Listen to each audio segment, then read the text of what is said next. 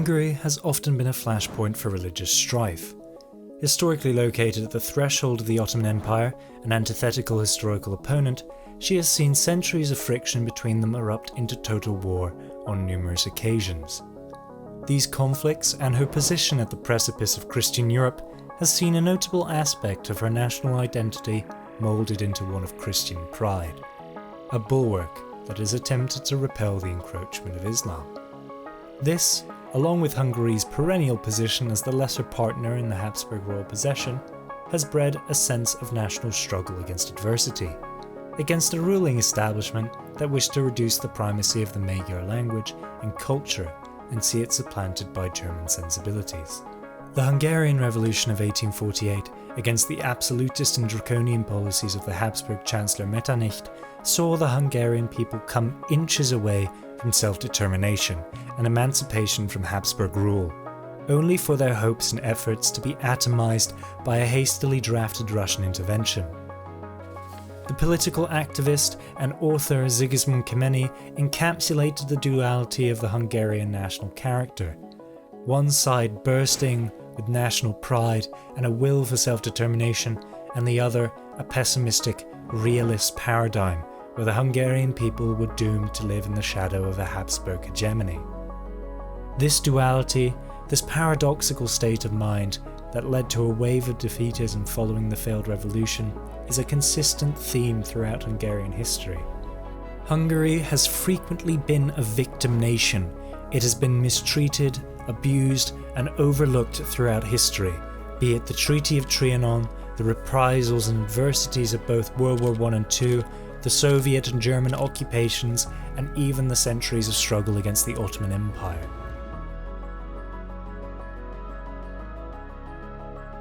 These are the pain points that Orban has targeted and exaggerated in his rhetoric. These are the themes that he has coalesced to create one national narrative for the Hungarian people to rally behind. Orban has revived these dormant national sentiments in ways that serve him. He has extensively castigated Jewish financier and philanthropist George Soros for allegedly influencing the Hungarian economy and political landscape through NGOs. Soros has been a strong proponent of government transparency, freedom of press, and has advocated for a non-fortress Europe immigration model that undermines some of Orban's anti-immigration rhetoric. These positions, and his sponsoring of strong, independent non-state institutions, such as the Open Society Foundation, have made him an obstacle to Orban's centralization of power in Hungary, which is undoubtedly contributing to his desire to discredit him. The fact that Soros is Jewish is likely not the crux of Orban's admonishment, as Orban has fostered a relatively positive relationship with Hungary's Jews, but it still plays into some lingering stereotypes and anti-Semitic sentiments amongst the far right in Hungary. George Soros is a Jewish person, and which has very direct implications in a Hungarian political culture, which has its kind of implicit, in many ways tacit, but sometimes also kind of explicit anti-Semitic overtones or traditions. This is Peter Apor, a historian and research fellow at the Institute of History, Research Centre for the Humanities in Budapest, Hungary, and he's an expert on Hungarian history. The historical implications Dr. Apor references are quite important, as Hungary has had a historically checkered relationship with its Jews. In 1941, 16,000 to 18,000 Jews were expelled from Hungarian lands and deported to German-occupied Ukraine, leaving many at the mercy of German and Ukrainian militias. In addition to further mass deportations to Auschwitz-Birkenau, numbering above 430,000 Jews, following a short German occupation of Hungary in March of 1944. The Christian classes of a newly independent Hungary in 1920 also blamed the formation of a short-lived communist rump state on the country's Jewish minority. Dr. Apor described it as follows in his book Fabricating Authenticity in Soviet Hungary. The radical right-wing and Christian conservative middle classes, which had feared that the pre-war leftist progressive programs would lead to catastrophe and the collapse of national values, considered the Soviet Republic only as an event that evidenced their former anxieties. They saw it as a Jewish communist conspiracy against Hungarian national integrity and blamed the Jews for the debasing of the Old Kingdom. Orbán has done something similar with Soros, painting him as the foreign architect of the economic adversities in Hungary and a would-be instigator and conspirator of the Hungarian demise. In doing so, he has crafted a useful scapegoat that draws on historical narratives and feeds into the same anxieties that many of the members of the right still maintain: the fear of dilution of national values and the fear of the other, whom they perceive as a threat to autonomy and stability. So it means try to simply address possible voters from the far right by raising these anti-Semitic implications. Orbán quite effectively captures anxieties of the general public too, alluding to historical pain points that still pervade Hungarian society. Well, I mean, let me refer only to the House of Terror Museum. The main point in the museum is to create Hungary as a victim of alien forces, of forces hostile to the nation. Apor mentions the House of Terror here, a museum in Budapest that showcases the abuse that Hungary has endured throughout recent history, concerning occupation by both Nazi and Soviet forces, and the denial of this self-determination. It is, as he says, a museum that attempts to present Hungary as a victim nation, and this mindset has become notably ingrained in Hungarian society, a fact that Orbán readily jumps upon. He frequently refers to the abuses brought upon Hungary and juxtaposes the Hungary of old to the one of today, a Hungary that has the potential to dispel the smog of adversity that has smothered it throughout its existence. Viktor Orbán's recent June 6th speech in the town of Sátoraljaújhely on the Slovakian border summarizes his strategies of historical recollection. He cites the era of 100 years of loneliness and tacitly refers to the Treaty of Trianon, stating Hungary had been dealt a blow to the back by conspiring forces. He juxtaposes the abused Hungary of the past to the one he wishes to portray as strong and on the front foot today, by stating that Hungary's newly found primacy in Europe gives Hungary hope. With these references to the past, he seeks to legitimize and rationalize his policies and rhetoric. There's a certain kind of tragic consciousness of history among Hungarians, kind of embedded in historical traditions, like, I mean, what you mentioned, the defeat by the Ottomans, which is a very kind of founding myth of Hungarian historical tragedy. Orbán takes this tragic consciousness of foreign interference and superimposes it on the Hungary of today, and by summoning these memories of great national turmoil and hardship, he is able to imply a similarity. Imre Kovács, an expert cited by the Washington Post, argues that Orbán plays very heavily on a collective memory of foreign invasions by Turks, Austrians and Russians to popularize isolationist and insular policies.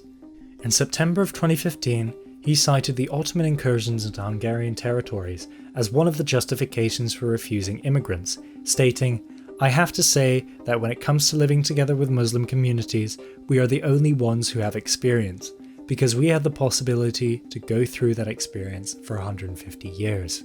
In the same month, a publication by Al Jazeera also cited him to say that we don't want to, and I think we have a right to decide that we do not want a large number of Muslim people in our country, followed by, we do not like the consequences of having a large number of Muslim communities. That is a historical experience for us. It is clear here then that history plays a significant role in his rhetoric, and it seems to be striking a nerve with many Hungarians, who do not wish to see the primacy of their own culture and religion diminished. During the immigration crisis of 2015, a poll by a pro-government think tank indicated that approval ratings were on the rise as a consequence of Orbán's hardline stance on immigration, and it is quite likely that his historically charged rhetoric also had a hand in this. However, it is not only the tragic aspects of Hungarian history that Orbán wishes to tap into, yet also the aspects that aid him in building a Hungary of heroism. I don't know if you've been to Budapest, the House of Terror. So it's very much a story of Hungary as victim, as a kind of, in a sense, in the wrong place at the wrong time in Central Europe, caught between fascism and communism. But I think what's interesting is if you look at House of Fates, the plans for House of Fates, the new museum in Budapest, that's the one which is about Hungarian heroism, and it's about Hungary as rescuer. And I think those are very different narratives. And I mean, my sense is that, this is kind of me on a punt. If you ask me to say what's happened since '89, I'd say that there's been a shift from primarily victim narratives to much more hero narratives, that there's been a subtle switch that's taken place. I think both of those narratives have been present and can be present, and in a sense it depends on what's been foregrounded. This is Dr. Cole, a history professor at the University of Bristol and a specialist in the history of the Holocaust and Hungary. Dr. Cole makes quite an important observation here, stating that the prevalence of a particular narrative is dependent on what is being foregrounded, i.e. Orban's rhetoric concerning how he uses the past, be it tragic or heroic, is invariably tied to how it can serve his position at a given time. His pragmatism with respect to how he deploys national narratives is exemplified by how he has trodden a fine line between allying Hungary's Jews and playing into this new construction of a saviour paradigm concerning the Holocaust. The House of Fates that Dr. Cole refers to is not wholly dissimilar to the House of Terror in that it wishes to displace the blame from Hungary's citizens to those of foreign actors, while simultaneously wishing to blend tragedy with a glorification of heroic deeds in Hungarian history. It acknowledges the tragedy of the Holocaust itself, but emphasises the efforts that Hungarian citizens made to protect the Jewish minority, as well as downplaying Hungarian complicity in the machinery of the Holocaust. Remember the previously mentioned checkered history Hungary has had with its Jews? Well, this is the history that Orbán wishes to unchecker. In that vein, the museum's director stated in 2014 that the museum was supposed to be a love story, a story of love between Hungarian Jews and non-Jews. The director's intended messaging for the museum is very optimistic and appears quite tone-deaf, yet it falls in line with Fidesz and Orbán's attempts to recalibrate an uncomfortable and unmarketable Hungarian history. Its construction shows us that Orbán, like many others in the European region, have attempted to revise their national histories to suit their needs, and embed a sense of national pride within their populations, rather than guilt. That is a narrative that's often much more attractive to individuals, because I think national histories that are about emphasizing national pride, do resonate with populations. I mean, I'd have a real problem with them as a historian, because I think there's a deep dishonesty in those kinds of renderings of the national past, because it's an incredibly airbrushed national past. It's very selective, it's highly selective. But I think that's the switch that I'd see taking place, over the last 2 or 3 decades. This airbrushed national past that Orbán has increasingly started to gravitate towards has enabled him to rally the people around him, as they associate the shift to glorification, and thus a more comfortable national history, with him. It is important to contextualize this trend, however. Several other European nations have taken similar paths in an effort to reinvigorate dejected populations and retell history through rose-tinted glasses. So to understand it means looking beyond Orbán and Hungary, and is much more about thinking a bit about the kind of wider world, and maybe this wider shift that there's been in the role of history and nationalism and kind of nostalgia in sort of populist nationalist movements. The most notable of these countries, and one that Orbán has become quite amicable with, is Poland. With the rise of the Conservative Law and Justice Party, they have sought to glorify the nation's history and shift the focus of tragedy onto the people of Poland, as opposed to seeing tragedy in an international light. In March of 2017, the Gedanksmuseum opened in Danzig, a museum heralded by the American historian Timothy Snyder as a civilizational achievement. The museum's director, Paweł Maszewicz, was removed from his position by the Law and Justice Party shortly after its opening, for presiding over a museum that was in effect not Polish enough. The director who replaced him stated that the previous exhibition headed by Maszewicz omitted unquestionable Polish heroes. This trend in Poland is mirrored in quite an uncanny way in Hungary, with the House of Terror and the House of Fates also often eschewing more international renditions to focus on national tragedy and heroics. It would be a truism to say that Orbán's nostalgic rhetoric is not the sole reason for his success. Throughout Orbán's political career, he has skillfully manoeuvred himself in opposition to Hungary's left, who have since losing their last majority in 2010 not been able to creep past a 15% presence in the Hungarian parliament. Orbán's rise has been facilitated by a floundering left, who are increasingly incapable of challenging Fidesz's hegemony. He has been able to capitalise immensely off of the incompetence of the left and their precipitous fall from grace following the mishandling of the 2009 financial crisis, to the point where his party had the most influence in drafting the new constitution in 2011, which many say disproportionately serves the interest of Fidesz. Orbán's pragmatism has also been a key to his success. He has been an expert political opportunist with respect to electoral hedging and pork barrel politics, and has crafted unlikely alliances to further cement his party's position at the top of the political hierarchy in Hungary. However, Orbán's popularity among the general populace in Hungary and his rise to becoming a veritable national populist has been in large part a result of his ability to target the pain points of his people and mobilise the emotions of the nation behind him. He has skillfully utilised history as a tool to legitimise policy, to engender national veneration of his tenure as Prime Minister, or to evoke pride or indignation as is suitable to his aims. He is both the orator and author of history, bending its character to his will and enshrining history in the arsenal of national populism.